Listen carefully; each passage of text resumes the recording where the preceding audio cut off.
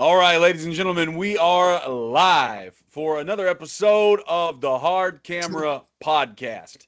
And I'm just going to open up by telling y'all we unfortunately had to take a week long absence because one of our hosts had emergency surgery on another one of his toes.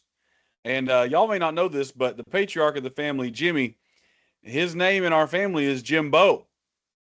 And we've officially redubbed him Jim Toes to remind him forever of what he has lost. Welcome to the Hard Cam Podcast. All right. Well, here's what we're going to do. We have some results to share with you from the last week of wrestling. And of course, as I say these things, I'm watching the reaction of my co-hosts as I give these results again, even though they know the results, because when I see them react in certain ways, I'm kind of like, okay, this is where the podcast is going. I can just tell what I'm going to be able to do to get a reaction out of them. Over on SmackDown, Cody Rhodes would open the show against Gunther, and he would win and retain his belt. And this was the match that had the special guest referee known as Sami Zayn. Matter of fact, that match would then restart. So technically, we had two matches between Cody Rhodes and Gunther, and Cody Rhodes would win both of those matches to retain his belt. Then we had Damian Priest and R-Truth versus Tama Tonga and Tala Tonga for the tag team championships. And once again, Damian Priest and R-Truth would retain their championships. All right. So then we move on to Carmelo Hayes versus Ricky Saints one final time to see who would go up against Trick Williams at the pay-per-view for his title. Ricky Saints beat Carmelo Hayes, and Ricky Saints will be on a PLE card this weekend. All right. Then we had Jey Uso versus Javon Evans in a King of the Ring qualifying match. Jey Uso won. He is now going on to fight in the finals at King of the Ring for the King of the Ring title. Liv Morgan would face Charlotte Flair for the King of the Ring finalist match. And Liv Morgan would beat Charlotte Flair to go on to compete as a finalist at King of the Ring, despite already being a champion. Over on Raw, we had a match of Ethan Page versus Dragon Lee. Ethan Page would win that. Brie Bella and Paige would defend their tag championships against Bayley and Lyra. Interesting developments there. Brie and Paige would retain. Montez Ford, I'll save that one. LA Knight then fought Jimmy Uso. A little bit of drama happened in that match, and LA Knight won.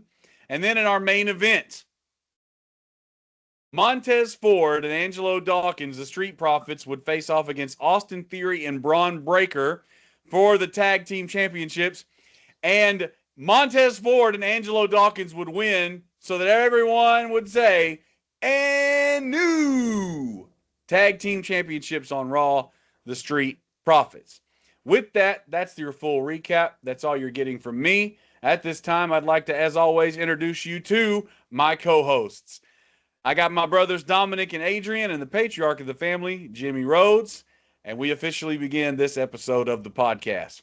Fellas, how y'all doing? Good. Really good, good. What an interesting couple of weeks we've had in wrestling, and we've shared some recaps. I think if we had gotten on this podcast the week prior, we would not be having the same attitude that we have currently this week on the podcast. I'm actually feeling pretty good about a lot of things. Some things I'm shaking my head at, but I'm in a good spot going into King of the Ring. How y'all feel? Good. I'm great. I'm in an amazing spot. You're in an amazing spot. We've got some really good weeks. Yeah. I think it's going to be interesting. Well, tonight on the podcast, we're going to talk about some stuff leading into King of the Ring. We're going to give our King of the Ring predictions. We're going to give our weekly nod that we always like to give. But I want to shine the light on something that I think is absolutely not good. Lyra Valkyria turned on Bayley this past week. Now, let me tell you why this is a bad angle. I'm going to tell you why, because we on the podcast, I don't think it's bad that she did it, but I think it's a bad angle because we on the podcast, all four of us, we like long-term storytelling, do we not? This is really where we kind of bite down hard on WWE plot and key fob, and we like the long-term storytelling. We look and remember things way back when. One of the things that even came up recently on the podcast was back when Finn Balor stole the hotel key for Liv Morgan, and we're still holding on to that, hoping it's part of something. We still remember when Jacob Fatu was on the phone with somebody taking orders. We remember when Nick, not Nick Aldis, Adam Pierce was on the phone with someone taking orders from someone higher up than him, and we thought that that was going to be The Rock. And we hold on and remember these things. Well, if you remember, about 7-8 months ago, Bayley started going into a character change. And we had maybe Hugger Bayley. We had maybe split personality Bayley. We had some weird things going on with Bayley, and we just knew Bayley was going to explode. She was going to take off and reinvent herself. And then 4 weeks into that suggestion, I'll call it, we go right back to old Bayley, who's happy, face, role model, and it's like those weeks never existed. Then this week on Raw, they lose. Lyra is overcome with emotions, and Lyra turns on Bayley. So I'm just going to open it up and ask openly, what happened? Who knows? I mean, we still don't know who kicked Jacob's teeth in. You know, it's like some of the stuff that's going on is,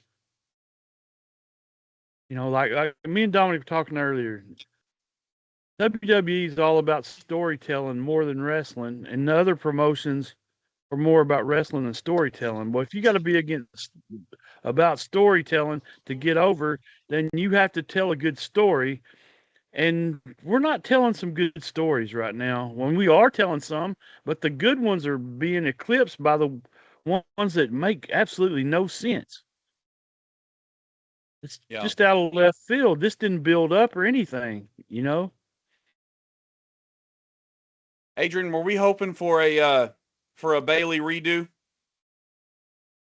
Yes, honestly, because I feel like, you know, Bayley's a really good star and that she's been underused lately, so I thought a redo would do her good. But yeah, I'm here for Lyra, honestly. I'm not too mad at the angle, and if Lyra's gonna be pushed by this, then I'm fine with it. I know that when I used to talk good about Lyra, you were the first to be like, no, not Lyra, anybody but Lyra. But I would talk about Lyra, and I was always really a fan of her. But I think you just like heel turns. that answers it. But here's the question though. We're talking about the Lyra heel turn and the Bayley key fob drop. Dominic, I know you had something come up. Can Lyra be a believable heel? Absolutely. How? She was a phenomenal heel in NXT. She was mean in NXT. I missed that portion of her career. I watch a lot more NXT now than I used to. She was a really good heel in NXT. She played both characters in NXT. She was a heel at one point. She debuted at NXT as a heel. She went face. She went to the main roster as a face. Stayed as a face. It was her first time being heel in a few years. But when she was a heel, she did really good. And I think I'm sorry, but I already believe just from the way she like did it, just from the way she was with Bayley. I mean, she did a really good job. Like you really didn't see it coming, and the angle makes all kinds of sense. Like, yes, Bayley was going through the alter ego thing, like where we're like, is she going to be Hugger? Is she going to lose her crap? Hugger, lose her crap. And I do think that was a really good angle that they just trashed. But I don't think them trashing that angle makes this one bad to me, because trashing that angle is bad, but the angle of Lyra turning heel on her makes sense. They got a purpose behind it. It's got a good story behind it, and it could go on for a minute, and it could really, really turn the women's mid-card scene to a really good destination, especially because we're on the horizon of a Maxine heel turn. Like, now we got a Lyra heel turn.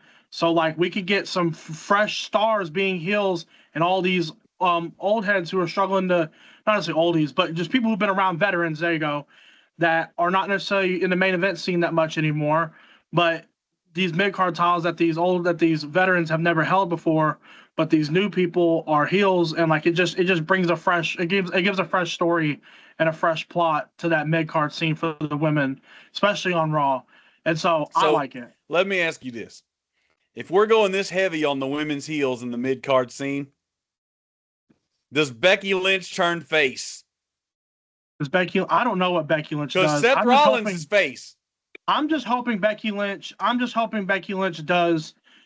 to the main event scene and does good work, because she deserves it. And that's what I'm hoping. I'm hoping that they're giving the mid card scene these really good heels, or kind of loading it up with heels, if you want to say, because they're getting ready to move Becky out of it.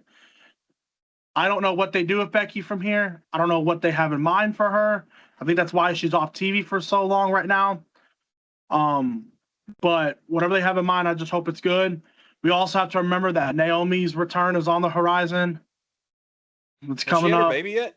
Yeah, she had her baby all the way back in March. Oh, I didn't even know. I haven't been keeping up with Naomi. I'm not a Naomi fan. You know that. I've always struggled to like Naomi.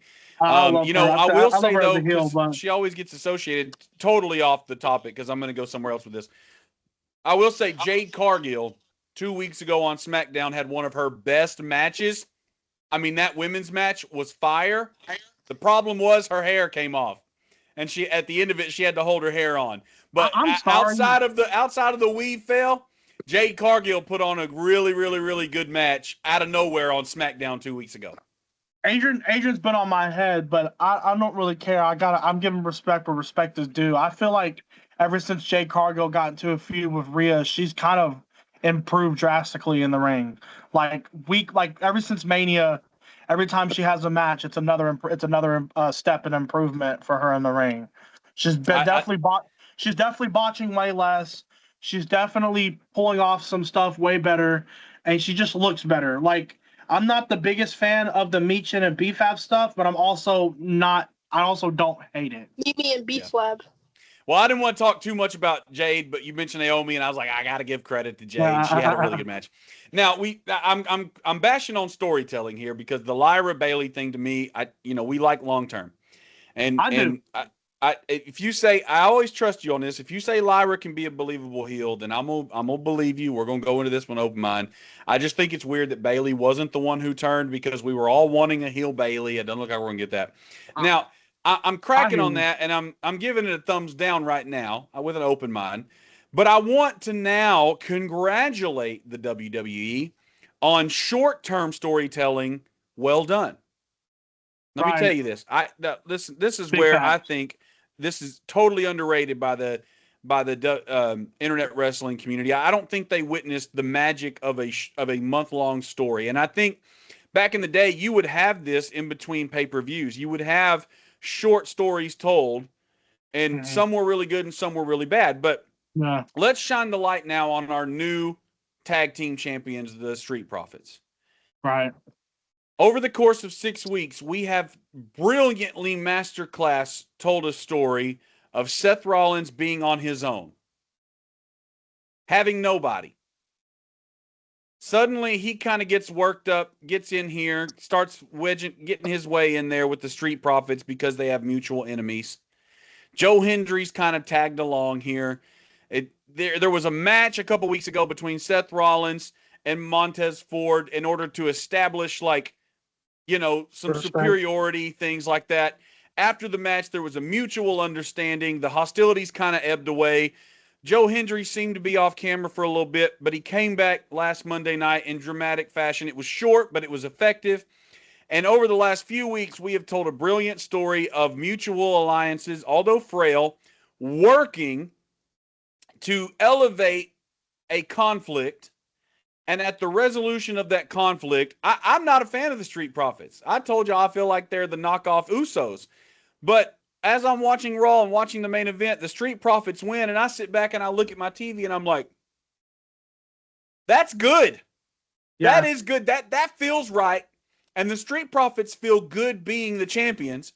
Seth Rollins was involved. Joe Hendry was involved. It made sense. The Vision lost. It took a lot of outside to help the Vision lose. Everybody wins at the end of that match, even though we crown new tag champions. And if WWE can tell short stories the way that they told that, if they can repeat that formula, we're on to something, because that was good. There's nothing to complain about in that, in the way that, and I know it's not over. I know it's far from over, but the resolution leaving, being done watching Raw Monday night, I was like, yes, nothing but yes in that. I agree. I like how since a little bit before Mania, we have been flirting with the idea of it's okay to just drop something somewhere and just like let it be and watch how good it can really become if it's the right kind of like if it's the right, if the proper booking is done with it. It doesn't matter the name, it doesn't matter the size of the star, it just matters the booking. It may not make the whole lot of sense. It may not even have a whole lot of even history behind it. But if we book it right, it can turn into magic. And that's what we're not. And I think we've been seeing a lot of that. You know, like, I mean, we've even, some of it hasn't been as good as what we're now talking about. But like, for example, like Gunther versus Seth Rollins, it was just like boom. But and now Gunther's on SmackDown do everything what he's doing. You know, it led to that, and that was just a quick 1-2 punch to get him into something, because, you know, and that's, and I think we're gonna see a lot more. I think we're gonna see, not to say a lot more, but we're gonna see some more gambles, because I mean the rosters are kind of getting shaken up right now. You know, you got people kind of flip flopping between Raw and SmackDown right now. And so I think we're going to see a lot of that, like, because we got people who are still off of TV, that have been off TV for a while, that are not gone. They're definitely coming back.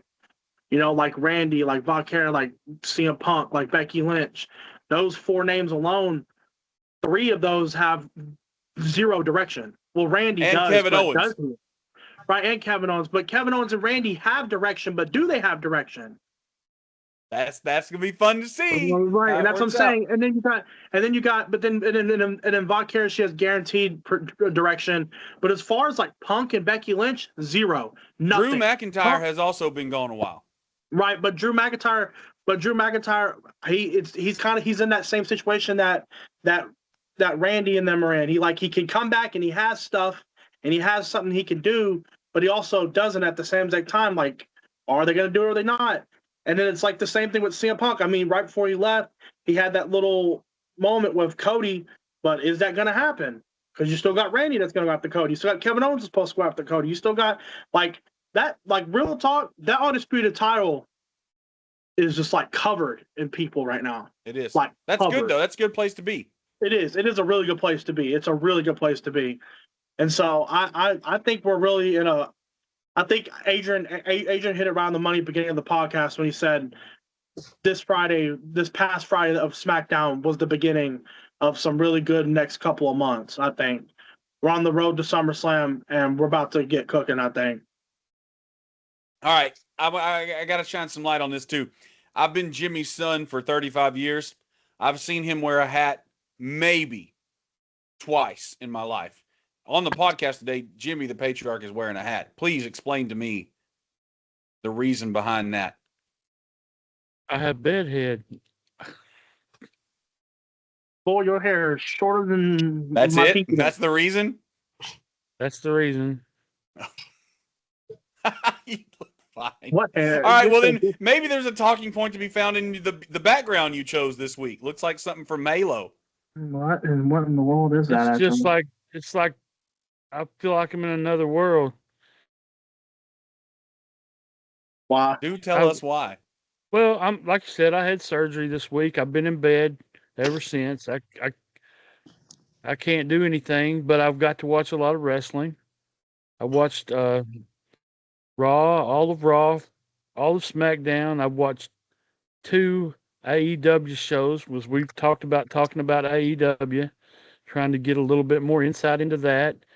To the point where Sunday I've told them we're gonna watch Forbidden Door because I've got that much interested in it in a short period of time. Forbidden Door. AEW PLE or pay-per-view. I guess they have pay-per-view. I'll have to sell Adrian? something for us to buy it, but we'll get it done. What were you gonna say, Adrian? Right, what are you trying to say, Adrian? The New Day is going to debut on Forbidden Door. Are they gonna be the New Day still, or will they be somebody different? No, they have like their real names. I bet they come out and they're automatically like elite, like because AEW. Let's just do it. We've been wanting to do it, but we've been having to take some breaks because of stuff. This next part of the conversation, and I got to be time conscious because we still got a lot to talk about. But this next part of the conversation, this has been building up for some time. A few weeks back, Dominic, Adrian, Jimmy, we were all kind of upset after the 2 bad pay-per-views we've had on WWE. And so they were like, you know what? Screw it. We're going to watch AEW. I was like, okay. And what we pay attention to AEW because, sometimes we'll talk about whose contract's expiring to come over to WWE. And when WWE stars swap over there and they do well. But they go and they watch this pay-per-view. And I'm telling you guys, like, almost as soon as they finish watching that pay-per-view, they're blowing up our group chat that we have, talking about all the things they witnessed, the stunts, the action, the emotions felt.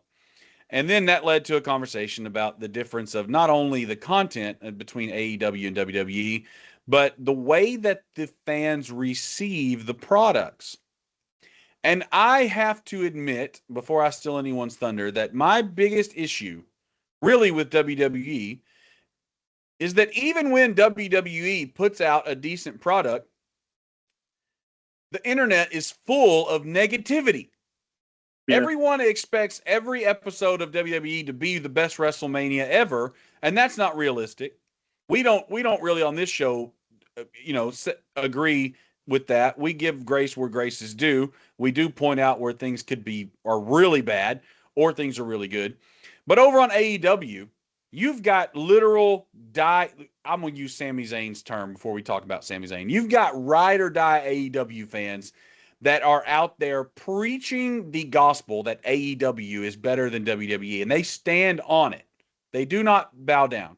They promise it. So my guys go and they watch AEW, and all they can do is talk good about AEW. And they want to talk about AEW on this podcast that's about WWE. And I'm like, dang, there must be something AEW is doing right. So that's my take on it. I haven't bought into AEW yet. I'm trying to be the last man standing over here holding on. But let's talk about the difference. Everybody needs to have their opportunity to say something. So don't go off on too long of rants because it's just one segment on the podcast tonight. But give me your opinion so far of AEW and what you think in comparison to WWE. Let's start with Adrian because he's probably the most invested in AEW before the rest of us started kind of following his lead. But give me what you got on AEW, Adrian. I'm going to respectfully correct you there. I do not like AEW.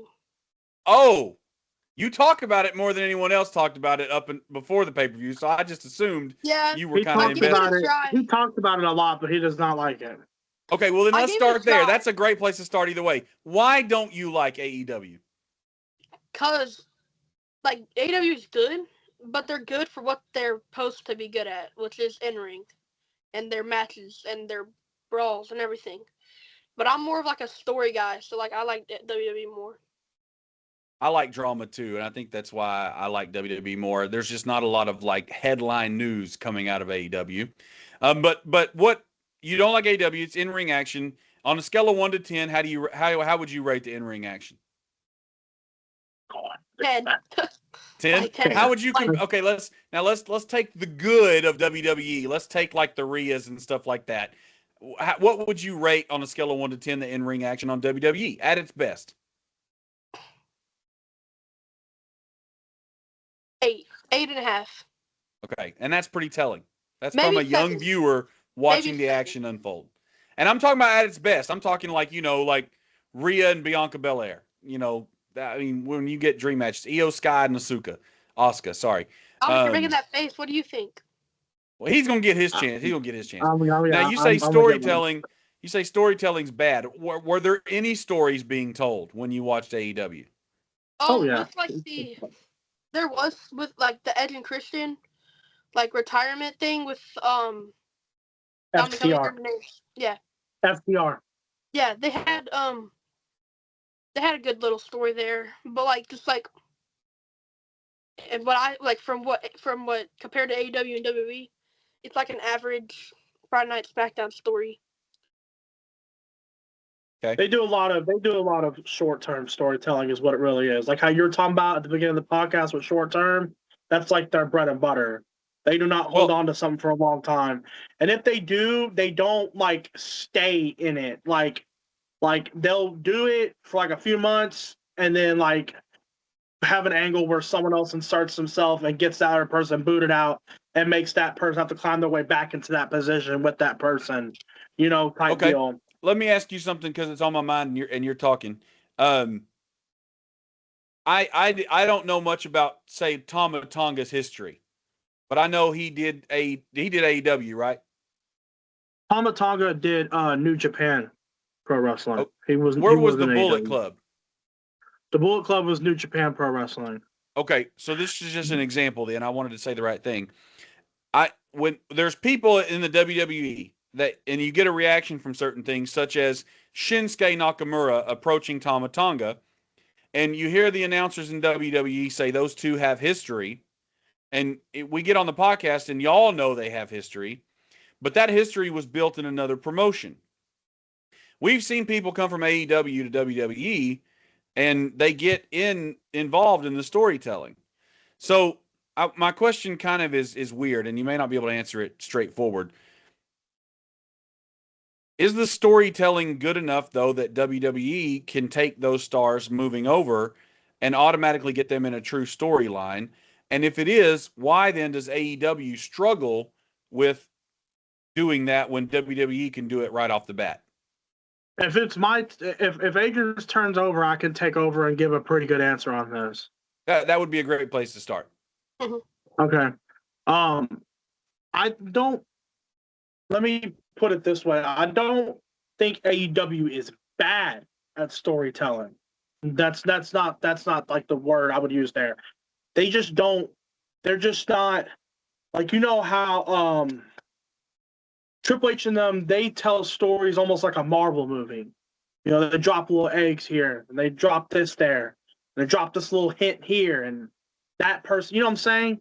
And they do all that kind of stuff, and like they use like watches and the props and all the like cinematic type like deals.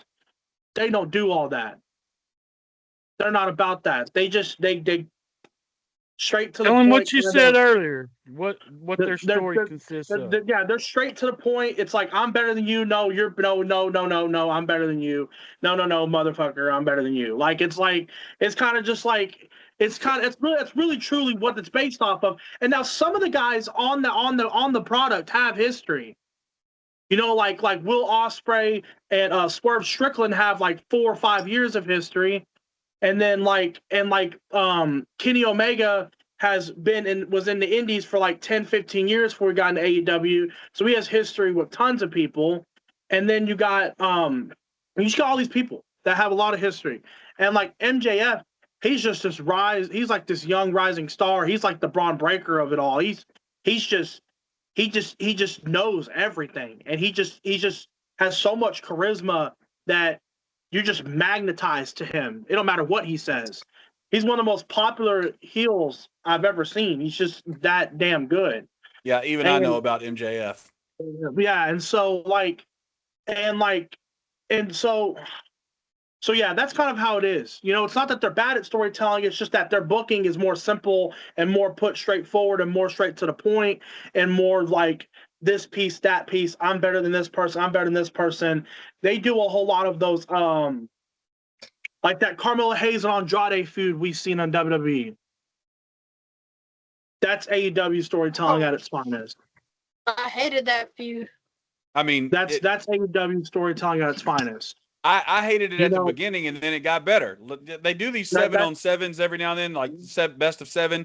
And again, we've talked about that. It started back when Chris Benoit did his best of 7 with Booker T in WCW. It caught on, and now that's a formula sometimes they return back to. But you ask anybody, the best of 7s, Chris Benoit, Booker T, they still own that. That was so fun. But continue. So AEW, they don't really have like, and I'm gonna say this word, don't y'all be mature. They don't really have like good climaxes to their conflicts is Right. is what you're Right. what you're pointing out. It's Right. kind of like we get to the next one and then we start over.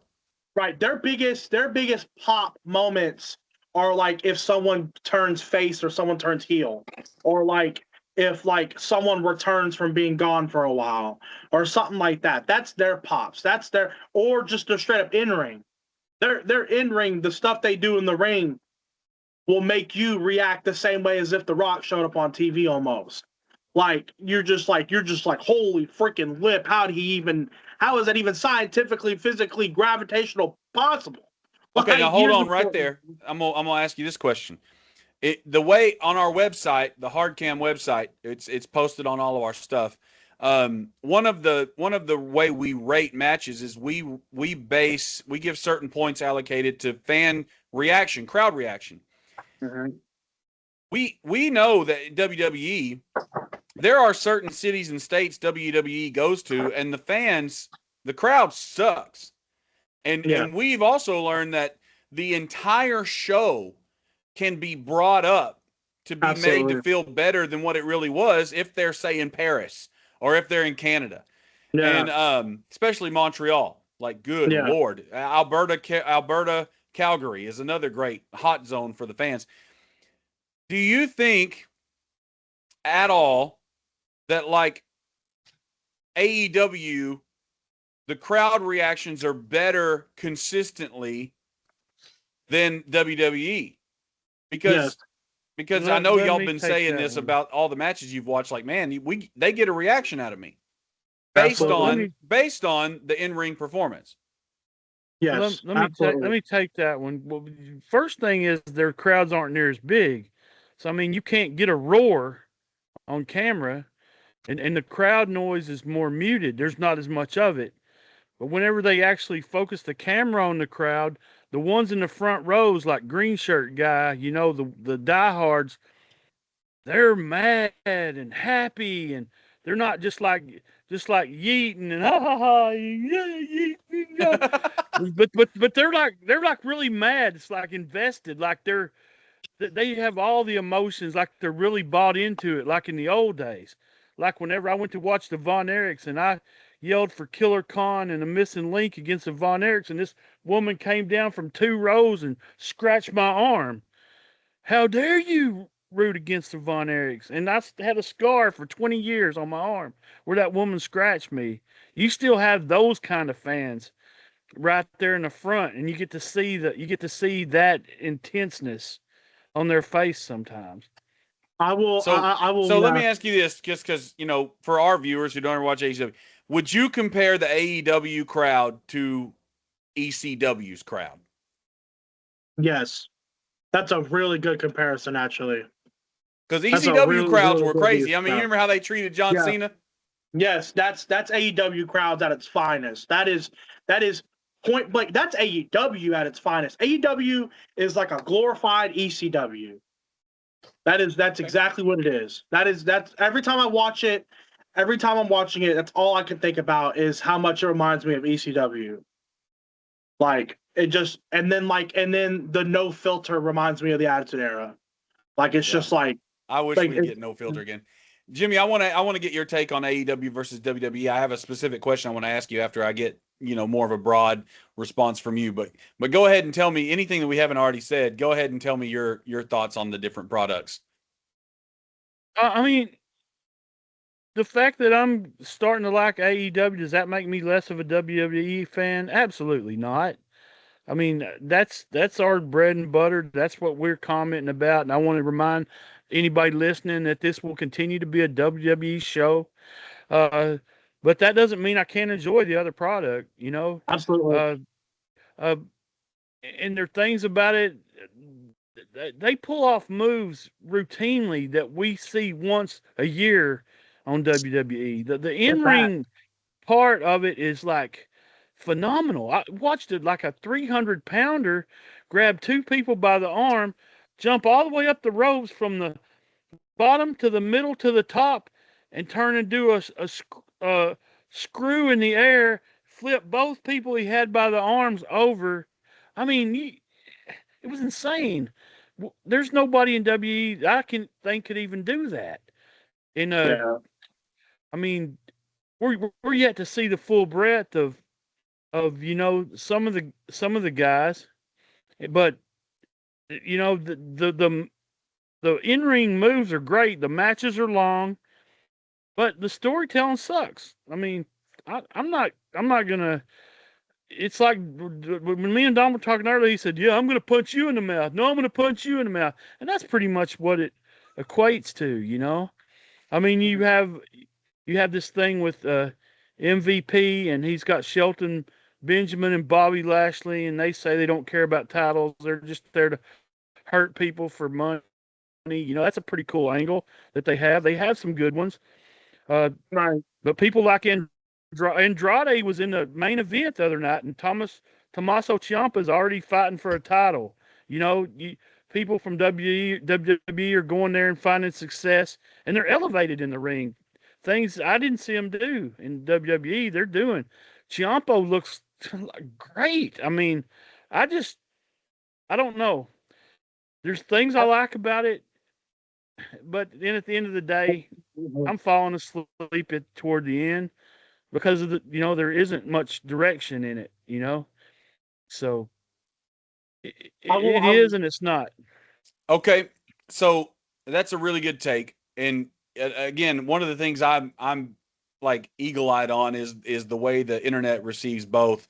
The WWE fans talk down about AEW, but a lot of AEW fans, while they defend their product, they also say, I see this a lot by AEW people. You can like both, and I'm glad you said that. I want to ask you a specific question though. Who would you say, and I know the answer is one of three people, who would you say is the best superstar, I'm going to use that word, superstar on the AEW roster? Will Oh, Ospreay. Opinionated or facts?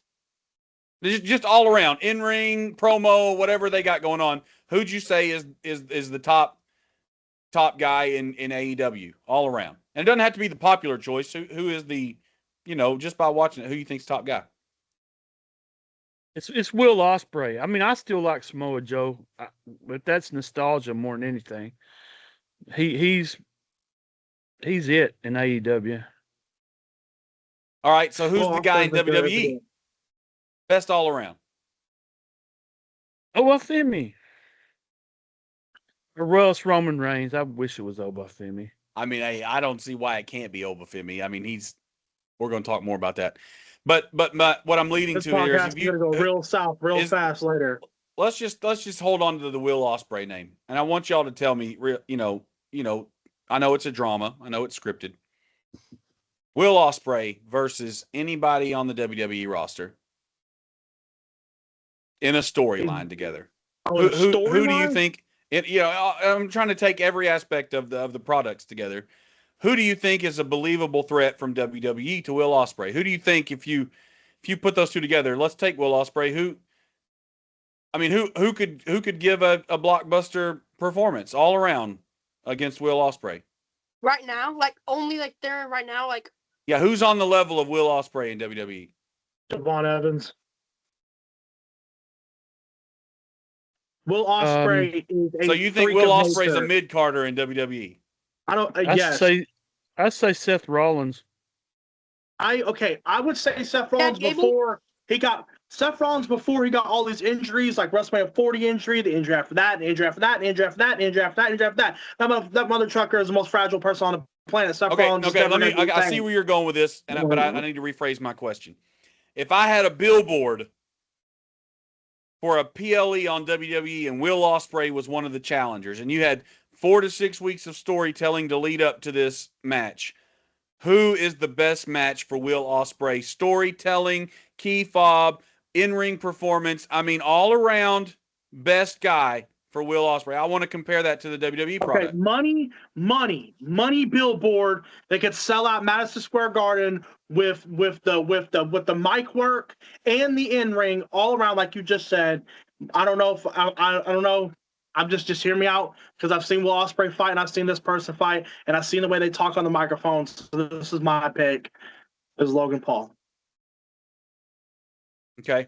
I like that a lot better than Javon Evans. I was about to say, there's no way Javon Evans is believable up against Will Ospreay. That they could probably be great in the ring together, but I'm talking about like, attractive. Okay, my attraction. bad. So What about I Finn? want to come back to that later. Okay. Finn Balor. Hey, I'd man. love Finn to watch Balor- Finn Balor and Will Ospreay. Finn Balor could do it. Finn Balor's a good choice, but we're going to talk about money. We're going to talk about make some money. We're talking about a good story because Will Ospreay's not a heel. But he Never has been not a day in his career. Oh, Well, again, you'd have with 6 a weeks to heel tell group. that story. He's with the Outlaws. He's a heel group right now. Yeah, but I don't know if you know the history behind that. But he got forced into it. He had to fight John Moxley, and John Moxley beat him. And John Moxley's like, now I own you. He barely even talks. He just fights for the group. So one day he's going to break off from it. But he's similar to Cody Rhodes in the ring. Him and Cody.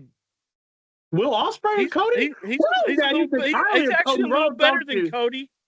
He's a little better than Cody, but similar style. Oh, man. Well, okay. All that to say this. Did we watch the same Cody Rhodes? All that to say this. We got a lot of WWE to cover. Cody Rhodes sucks compared to Will Ospreay in the ring. Okay, bring it in. We got a lot to cover still, WWE, but all that to say this. We do have a good option out there in AEW. There's differences in the program for sure.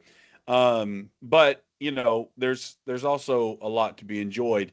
And we might, as the podcast move forward, continue to mention AEW more and more. Because as wrestling fans, we found another avenue of wrestling to enjoy, and that's okay. But we're going to continue to be a focused WWE podcast.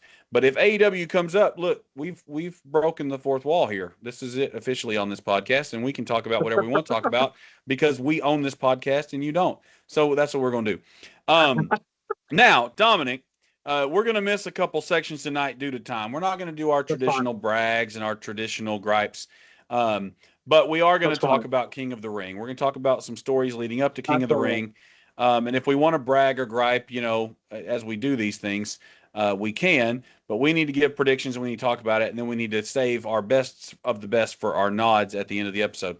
Let's transition over to King of the Ring. And I'm going to start with my absolute biggest gripe about King of the Ring.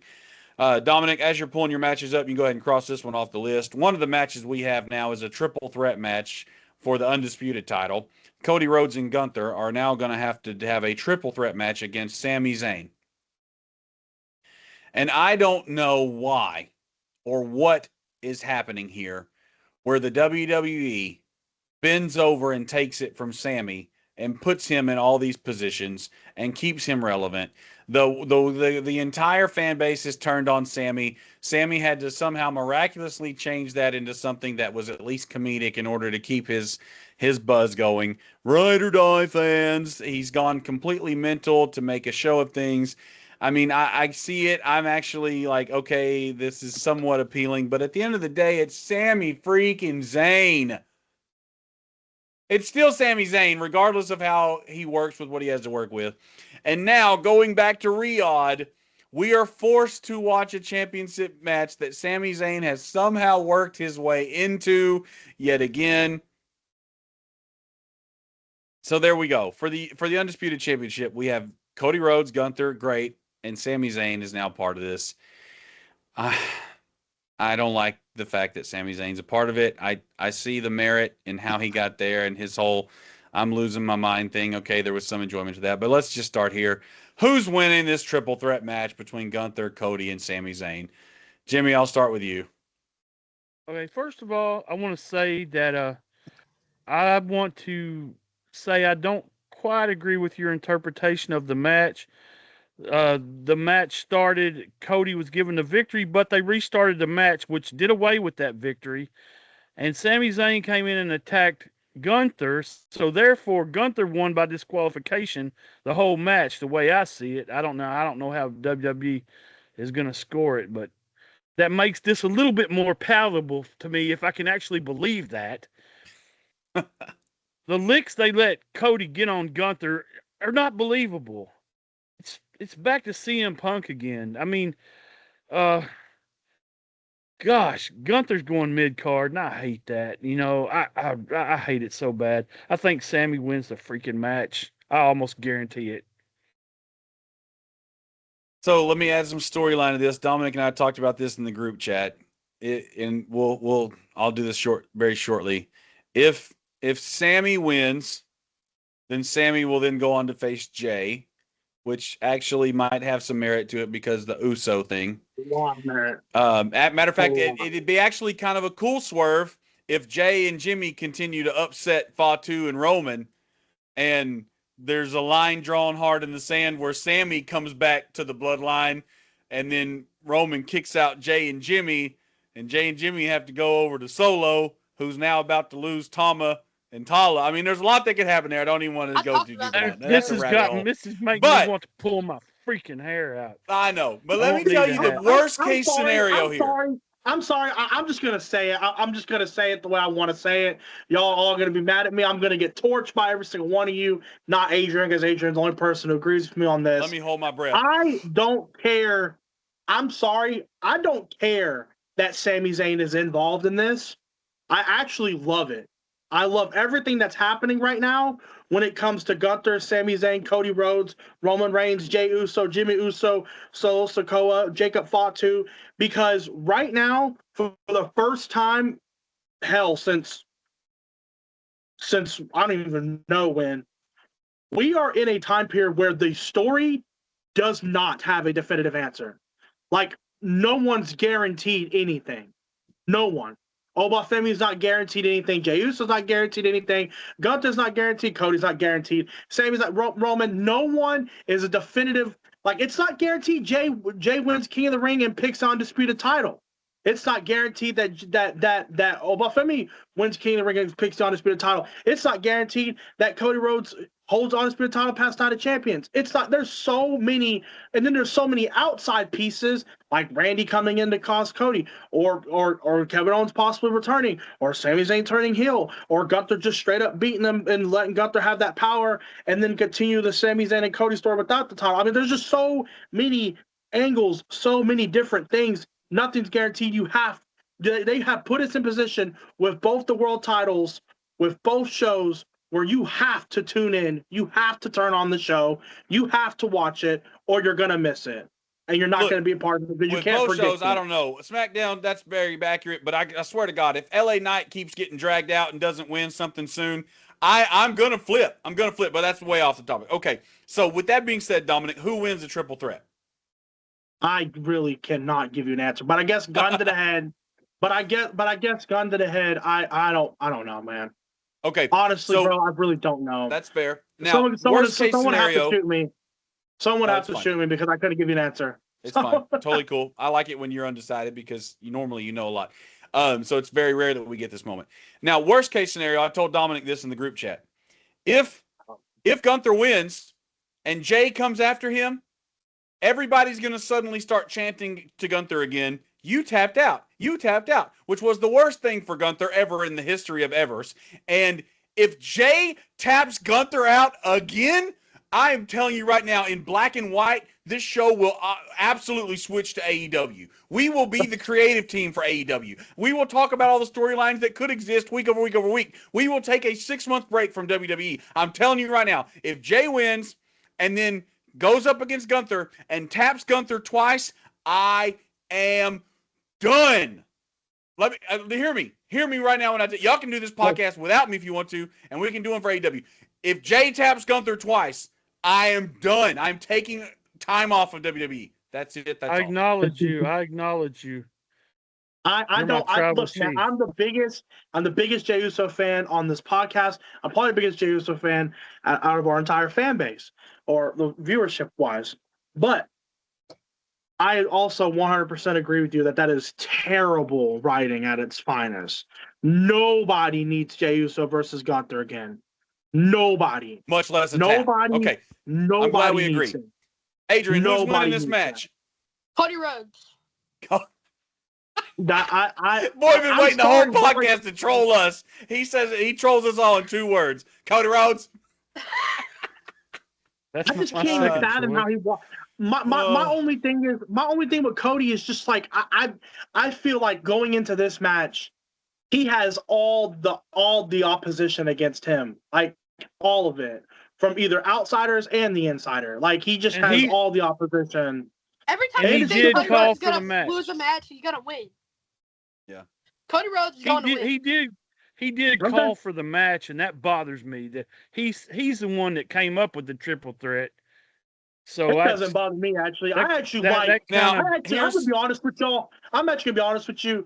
I actually am enjoying, slight bit enjoying the version of Cody Rhodes that we're kind of getting this past month, where it's like, no. I want to beat him the right way.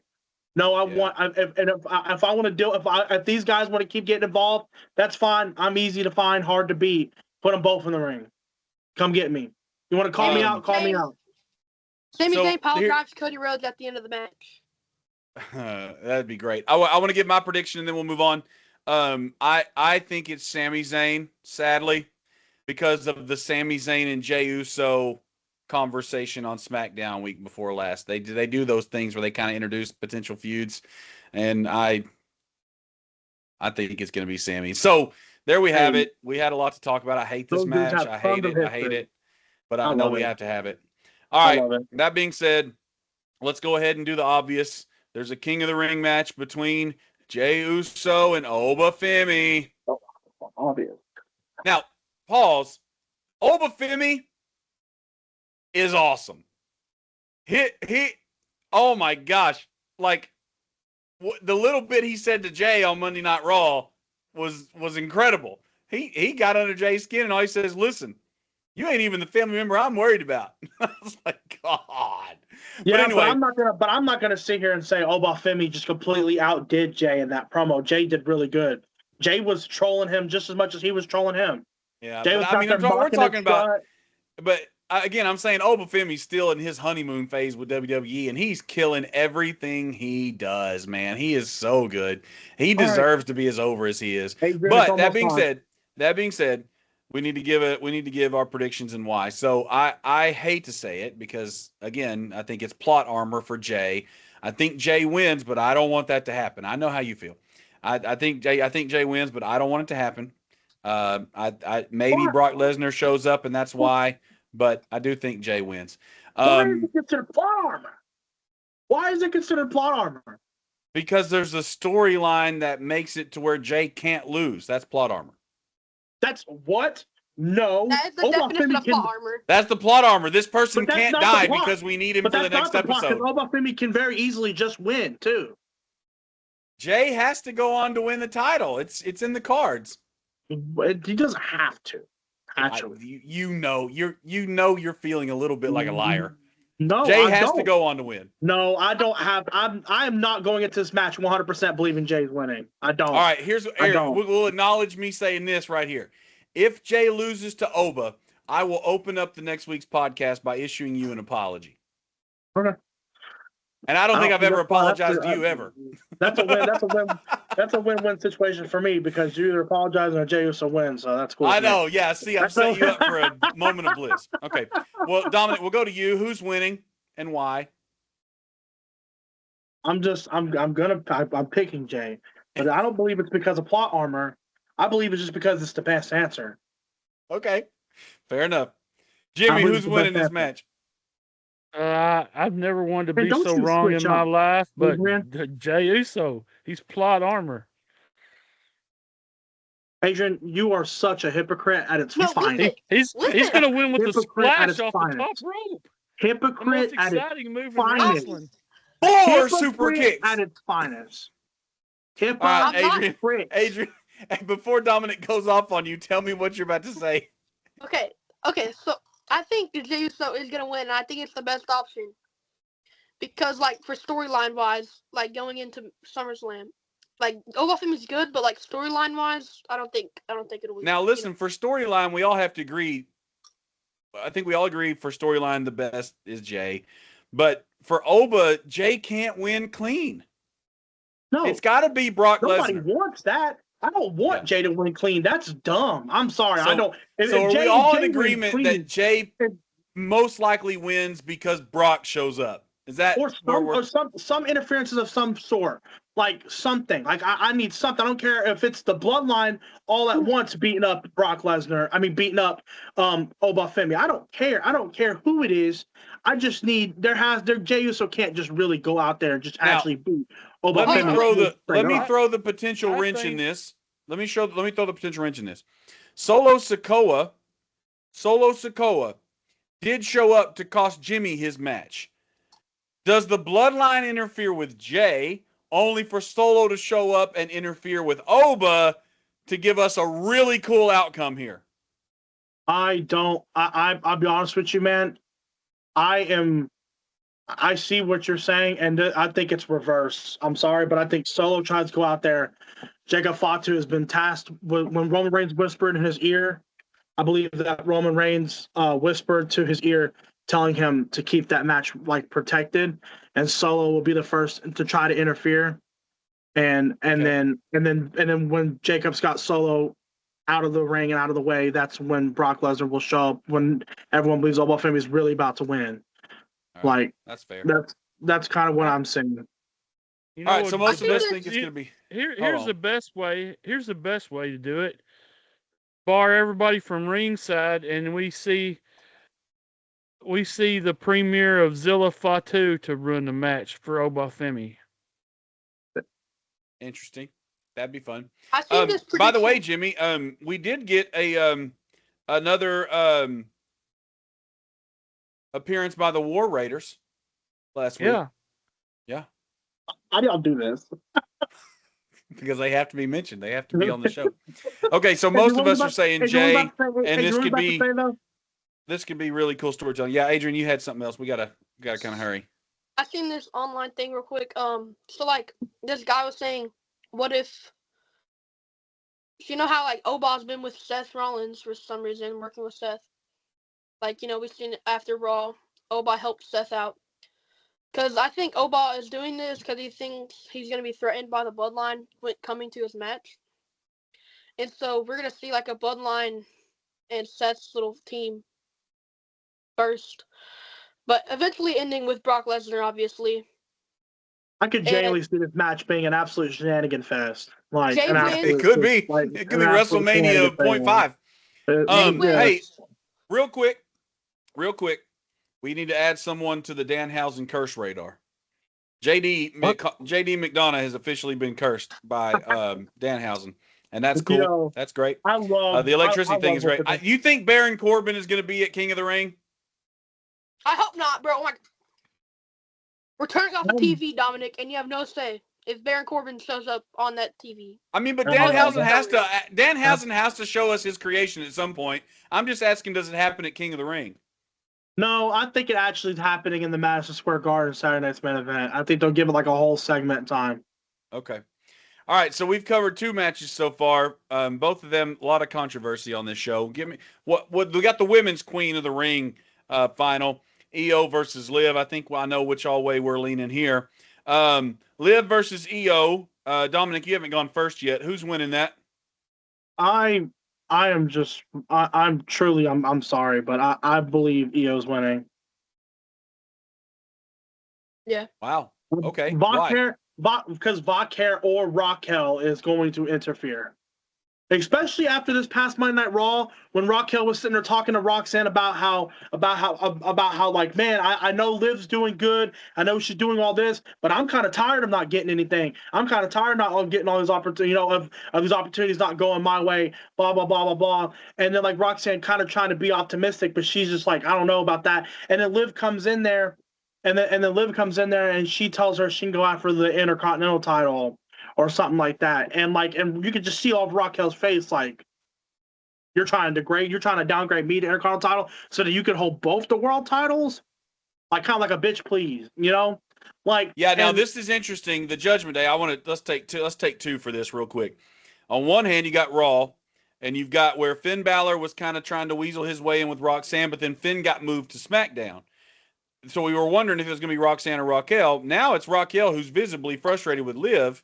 So it might be Raquel, but then you know how WWE is. The person who's the most praised, take Tama Tonga recently. We thought Tama Tonga was going to turn on Solo to side with Shinsuke, and then at the last minute, he just beat the heck out of Shinsuke, showing he was loyal to Solo. We're showing the frustration with Raquel, but honestly, that could just mean that Raquel doubles down on her loyalty to Liv for Roxanne to be outed. You know, we never know. But I say that to say this.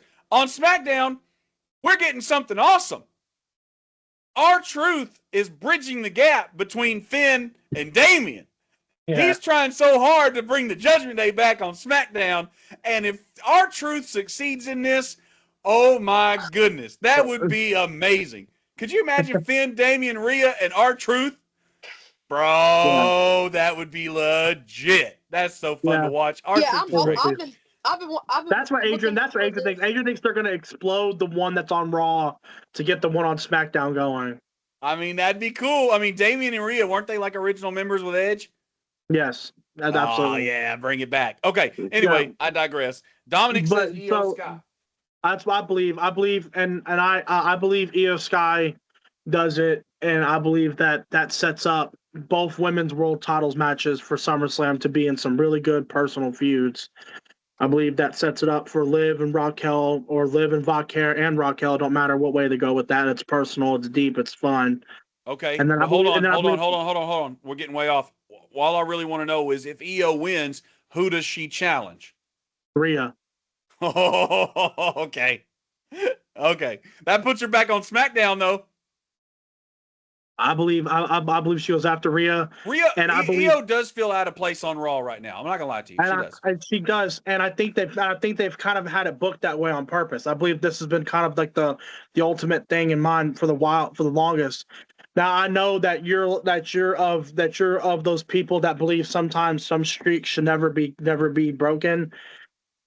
I believe that this is gonna be a payoff where Rhea finally like beats Io for the first time in her whole career. That's why I think Io winning it is such a good option, because Io does it. She chooses Rhea simply because of the fact that she believes that if she chooses Liv, she's going to have all these interferences, all this stuff. She wants to just have a respectful match with her best friend.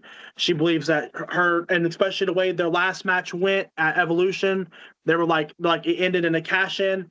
There's no there's no briefcase. There's nothing in the way. We can just, who's the better person out of the both of us? And I believe that it'll either stay that way, and Rhea will, and whoever wins just wins, and it's finally like the definitive answer on those two, or we get a character change from Rhea that's kind of been needed for a little bit, and Rhea not necessarily turns like heel, but she goes any kind of desperate route to finally beat Io and retain her title. Okay. All right, Adrian, who wins? Liv, Io? Io. And I'm looking at the same way Dominic's looking at. Okay. Jimmy, Io? I say Liv. Okay. Any expansion on that? Your anger. Hold on. You got to say a lot, but Jimmy, any expansion on why Liv wins? I just think they've got it set up for her to be a double champion because everybody hates it. The ultimate heel. Almost like a Ric Flair championship for a while. Here's where I'm at. If Io was going to win, there would have truly been no reason for Liv to been in it. The people are already pissed off that she's a champion and Queen of the Ring. She beat all these other people. You could have given anybody else an opportunity to gain some fame and fortune by getting up to Io and then having Io beat them and having a mutual display. If Liv beats all these people, goes to fight Io beats her, then every single person that's mad about Liv being involved is absolutely even more justified than they already were. I don't understand, and I personally will not understand why Liv was in the tournament, won all those matches, only to lose to Io. It could have been anybody else that needs it. So I don't see how Liv loses here. I don't see how. But I do like it if Io wins, because it opens up some really good opportunities. But I'm going with Liv as well. So we're a split panel on this match. I'm not. This is one of those ones where I'm kind of like, I guess you could say, playing devil's advocate, but not really at the same time. I believe that because I'm one of the ones that said it. I remember when we very first were talking about when the tournament brackets very first got posted, and the very first podcast we had talking about them. I remember word for word what I said. I said Liv is in here solely to further a story. She is not winning this tournament. I don't care how far she gets in it. It is solely to further a story. With That's Valkyria? all it is with Valkyria or Raquel or both. That is what she's in this tournament for. I said it from the jump. I said it doesn't matter how far she goes. And I was just really hoping, kind of like Oba, really. I was really just hoping that they were going to pull it in like the first round or even the second round. Yeah, that's what should have happened. That's what I believe should have happened. But I know what they're telling themselves. I know exactly what they're telling themselves back there in that creative room as they jerk each other off about it. They're back there telling themselves, we're going to Riyadh. We're going to be in Riyadh I on know. June 27th. That's so lame. So Riyadh deserves the big moments because it's Now let me Riyadh. tell you this. If Stephanie Valkyria shows up in a black hoodie and reveals her face like they've been doing, oh my God, kill it all. Just turn the lights off. Y'all, that's over. She needs to come out with flames, bad A, in great physical shape. Give her the freaking horse kick finisher that she does. Yeah. Let everybody see the jiggly. And okay, you have a little bit of redemption. That's all. Okay, let's move on. There's so much to love and hate at the same time. I'm just getting like frustrated because I don't understand my own emotions. All right, what's the next match on the card, Dominic? So we've done the Oba J, we've done the Cody triple threat, we've done the EO and them. We got Jade Cargill and Tiffany for the United States title. Which, by the way, fun fact before we get into this match, this is the first ever time that this women's United States match is on a PLE. Now you know they're going to be fully dressed and stuff because they're in Riyadh. It's going to be, but still, awkward and stuff. But anyway, so Tiffany and Jade, I really don't know on this one. So I'm going to turn it over to y'all.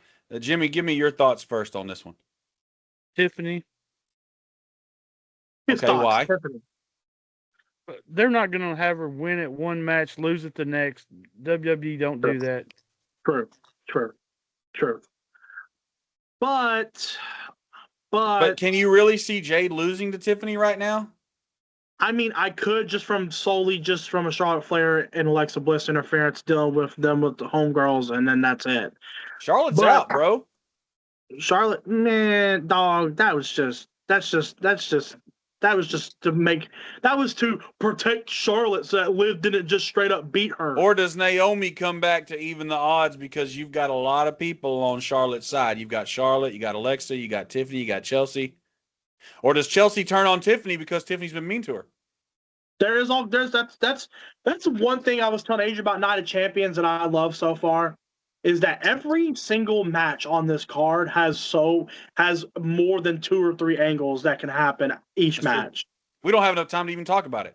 But okay, you're going again. You're saying Tiffany wins. She beats Jade, retains. Man, there's a lot we could. Geez, I wish we had more time. Okay, Adrian, who's winning? Tiffany. I don't know why I had to think about it. Jade sucks. I hate Jade. You're just a Jade Cargill hater. You're just a Jade Cargill hater. I mean, I don't love her, but okay. Dominic, are you going Tiffany as well? Because of what Dad said, have her win the title, her first title defense, lose it. Because of that, I am picking Tiffany, but I also don't put it past WWE to put it on Jade so that Jade and Charlotte can feud over it at SummerSlam. That's kind of I think okay, that's a good take, but here's what I think. I think that Jade Cargill was supposed to be this huge attraction for WWE, and she hasn't taken off the way she's supposed to take off. A lot of people don't like her. I think this is where they're going to finally fulfill their commitment to Jade. Jade's going to win the U.S. Championship. She's going to go on to face whoever beats Rhea after Queen of the Ring, and then she's going to be a multi-title holder at one point for a little while. Lose it, and I think this is where she gets all those. She's got a faction now. She's going to have the mid-card title and a believable storyline. She's going to take the tag teams, and then she's going to go after the world title, and she's going to have all titles on her and her faction, and then they'll finally let this one bleed out. This is where I think we're going. Unless Jade can continue her momentum and change and continue to get better, unfortunately, I got to take Jade in this one. I think she beats Tiffany, and there's several ways she could do it. She could lose because Chelsea messes the match up for them.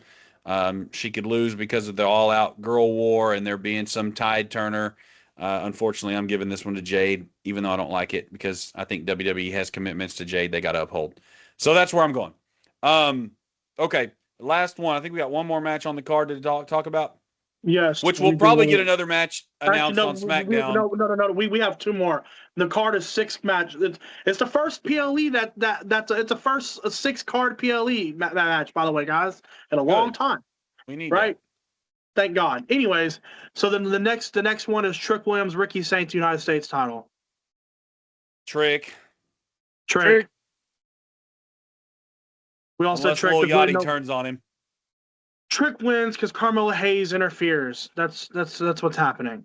Anyways, that's fair enough. We're all saying Trick. Yes. Trick should win. Trick's on fire right now. Yeah, Trick should definitely continue to hold it at least until SummerSlam. Anyways, what's the other one? The other one is probably my favorite match, and that's saying something because Jey Uso's in the King of the Ring finals.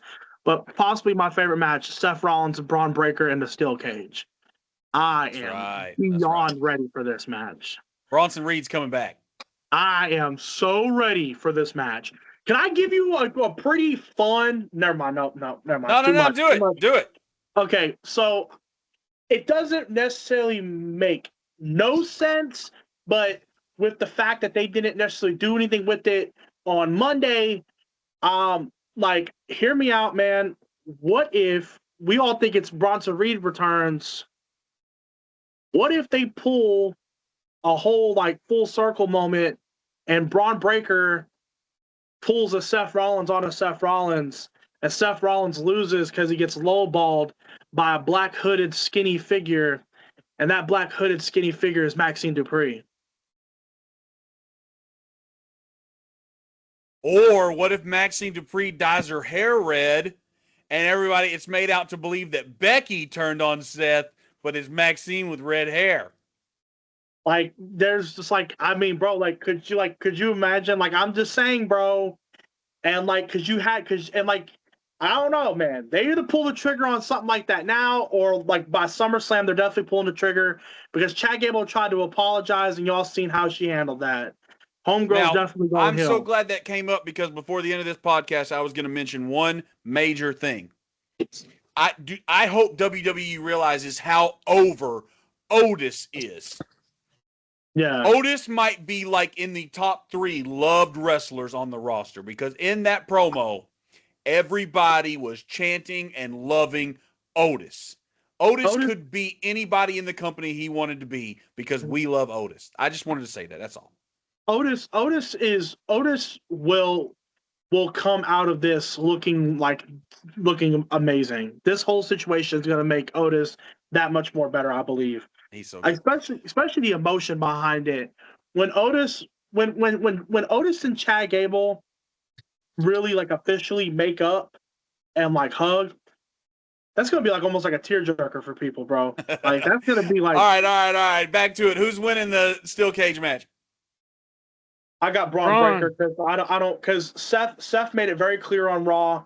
If I beat Braun Breaker in the steel cage match, the Vision's behind me. I'm moving on to the World Heavyweight title.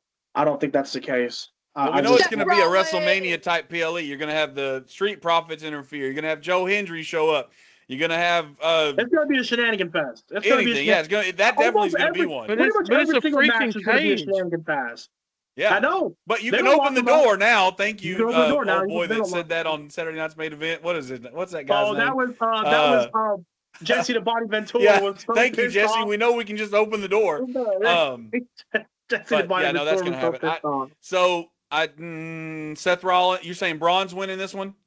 I say Braun wins. Braun. Adrian's also has a big ass thing on his forehead that says bias. That's what it is right there. So you're going for Seth, Adrian? Yeah. All right. Well, cool. I don't care honestly who wins it. I think it's going to be a good match. So I'm not even going to throw my cards in there. I know it's going to be, like you say, a shenanigan fest, and I do like it. All right, well, there you have it. There's our predictions. We have one thing to cover because if we don't, then we're liars. We need to discuss who from the last 2 weeks gets our hard cam nod. I've got the scores pulled up, and whoever wants to go first, I am going to add nod points to the roster and we will go over who is our hard cam champion as of tonight. So, who wants to volunteer? Like what? We're giving our nods?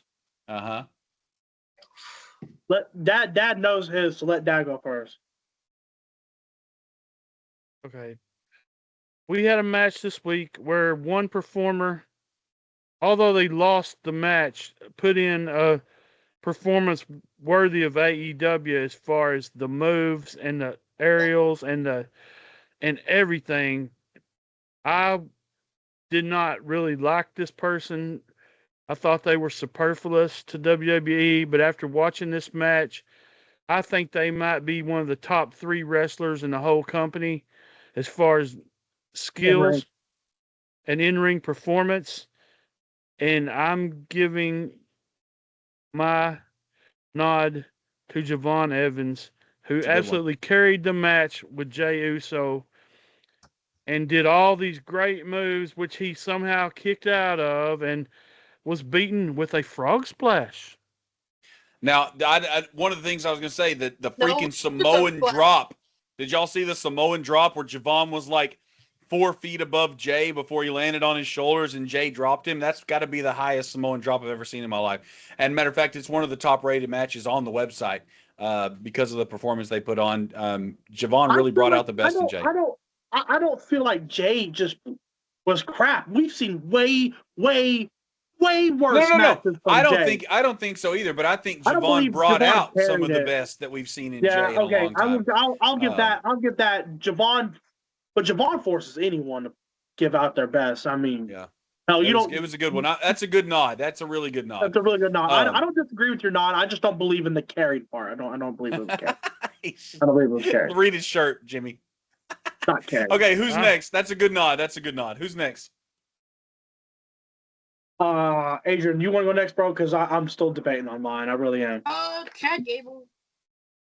See, that's fair. That's fair. You probably took mine. I'll tell you mine, and then maybe that'll open up your mind a little bit. It's very rare on WWE that I have like overwhelming sympathy for someone where I feel really, really bad for them.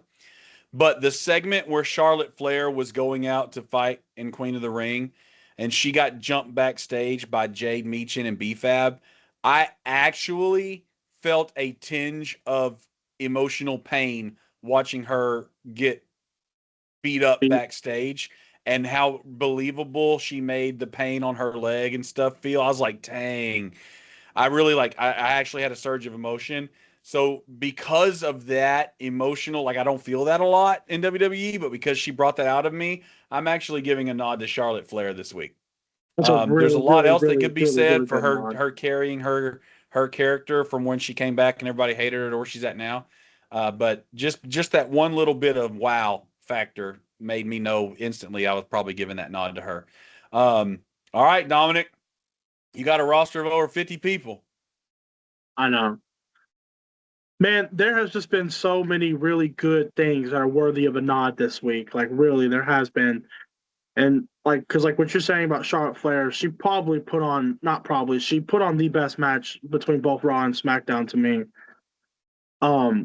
But I think the person who deserves a nod for, just the way everything went for them this week, I think I'm going to give mine to Lyra. On her heel turn. I think I'm going to give mine to Lyra. My favorite part about that heel turn is the part where you were almost, not to say complainative, but not attaching with it is that you never saw it coming. Honorable mention nod needs to go to LA Knight. He's been killing it on the mic and in his backstage promos. When I laughed so hard whenever he was out there and he was talking to Adam Pearce and Jimmy, and Adam said, "I'm going to put y'all in a match tonight." And LA Knight goes, "I got a better idea. Put us in a match tonight." No, the best part He's was killing it, man. He's doing really good. He looked at Adam Pearce, said, "That's a terrible idea." And Pearce goes, "What?" And he goes, "I got a better one." LA Knight versus Jimmy Uso tonight, and Jimmy Uso goes, "That's what he just said." And LA Knight goes, "I don't care what he just said. It's what I said." Because LA's funny right now. Okay, so with the nod points locked in, out of the people we gave nods to, Charlotte Flair would then be ranked the highest. That puts her at number 12. Lyra Valkyria then comes up to number 17 on the list. Javon Evans moves up 14 places to be number 23. And Chad Gable moves up 17 places to be at 26. So those nods actually had a lot to change as far as our rankings go. Again, you can see all this and why on the Hardcam website. The current champions right now, of course, and it goes with the belt because they get a lot of points week over week for being title holders. Roman Reigns and Liv Morgan on Raw with the most points. Jacob Fatu and Paige on SmackDown with the most points. Paige has been defending her tag team belt week over week. She speaks more than Nikki Bella. She speaks more than Brie Bella does, which is why she has a little more points than her. And Jacob Fatu still is resting on those 75 nod points he got a few weeks back, so he's still really high. He's kind of been pulling double duty for the past couple weeks too. Yep, absolutely. As far as top 3 matches go, check this out. The top 3 matches currently on our website is Seth Rollins versus Braun Breaker back on June 1st. Number 2 is the Jacob Fatu versus Roman Reigns match, the first one they had on May 9th. And then, believe it or not, Jade Cargill's in the top 3. Jade Cargill versus Charlotte Flair versus Lyra Valkyria versus Sol Ruca. The last 10 straight minutes of that match. That was the one where she was losing her hair at the end. That was some of the best in-ring performance I've seen WWE put on in a long freaking time. So that's our top 3 matches. Off screen for a long time, CM Punk is now at 66 days off screen. Nikki Bella is injured, but she's been off screen for 66 days. Grayson Waller has been off screen for 59 days. Stephanie Vauquer, who we think is coming back this weekend, she's been off screen for 59 days. Asuka is still listed as a WWE superstar, so I can't take her off. She's been off screen for 45 days, though. So there you have it. That's our Hardcam rankings. This has been another episode of the Hardcam. We thank you to all you guys who viewed us on Twitch. We had a lot more people each time we do this, more people tuning in, so we appreciate you guys. As always, you can join the chat, say things, ask questions. You can give honorary points to the people on the to wrestlers as well. So we're going to keep doing it. This episode will air tomorrow on YouTube and on Podbean and all the other sites tomorrow morning. And then we'll be back next week to discuss what we hope is the best PLE of the year. We are really, really hopeful for this one. But yeah, we appreciate you guys' support. As always, I'm your host, Jax, joined by my brothers, Adrian and Dominic, and the patriarch of the family, Jim Toes. We are signing off for the night.